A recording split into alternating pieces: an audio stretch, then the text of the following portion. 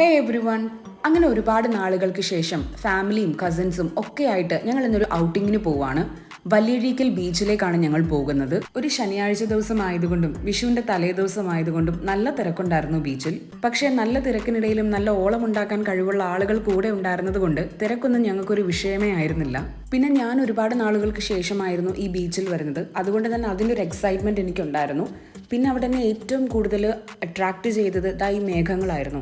നല്ല മഴക്കോൾ ഉണ്ടായിരുന്നത് കൊണ്ട് തന്നെ മേഘങ്ങളൊക്കെ കാണാൻ നല്ല ഭംഗിയായിരുന്നു. പിന്നെ ഞങ്ങൾ എല്ലാവരും കൂടെ കുറേ നേരം കടലമ്മയുടെ കൂടെ കളിച്ചു. അവിടെയൊക്കെ സ്ഥിരം ക്ലീശേ കാര്യങ്ങളായിരുന്നു നമ്മൾ ചെയ്തിരുന്നെങ്കിലും എല്ലാവരും കൂടെ സ്പെൻഡ് ചെയ്ത ആ ടൈം ഒരുപാട് നല്ലതായിരുന്നു. പിന്നെ വിശപ്പ് കൂടപ്പിറപ്പായതുകൊണ്ട് തന്നെ ഇനി ഒരു നിമിഷം പോലും ഞങ്ങളുടെ കയ്യിൽ പാഴാക്കാനില്ലായിരുന്നു. അതുകൊണ്ട് എല്ലാവരും കൂടെ ആദ്യമേ തന്നെ കണ്ടുവച്ച കടകളിലേക്ക് ഒരു ഓട്ടമായിരുന്നു. അങ്ങനെ അവിടെ കണ്ട ഒട്ടുമിക്ക സാധനങ്ങളും നമ്മൾ ആക്രാന്തം കൊണ്ട് വാങ്ങിച്ചു. ഓരോ ഐറ്റത്തിന്റെയും 2-3 പ്ലേറ്റ് തന്നെ വേണ്ടി വന്നു ഞങ്ങളുടെ എല്ലാവരുടെയും വിശപ്പ് മാറ്റാൻ. കഴിച്ചു കഴിഞ്ഞപ്പം പിന്നെ ഒന്നും കുടിച്ചില്ലല്ലോ എന്നൊരു വിഷമമായി. അപ്പോൾ പിന്നെ എല്ലാവരും കൂടെ എന്തെങ്കിലും കുടിക്കാനുള്ള കടകൾ തപ്പി നടന്നു. അത് കഴിഞ്ഞ് സമയം ഇരുട്ടിയതുകൊണ്ട് മാത്രം ഞങ്ങൾ തിരിച്ച് വീട്ടിലേക്ക് എത്തി. അപ്പോൾ ശരി ഗായ്സ്, അടുത്ത വീഡിയോയിൽ കാണാം. ടാറ്റാ, ബൈ.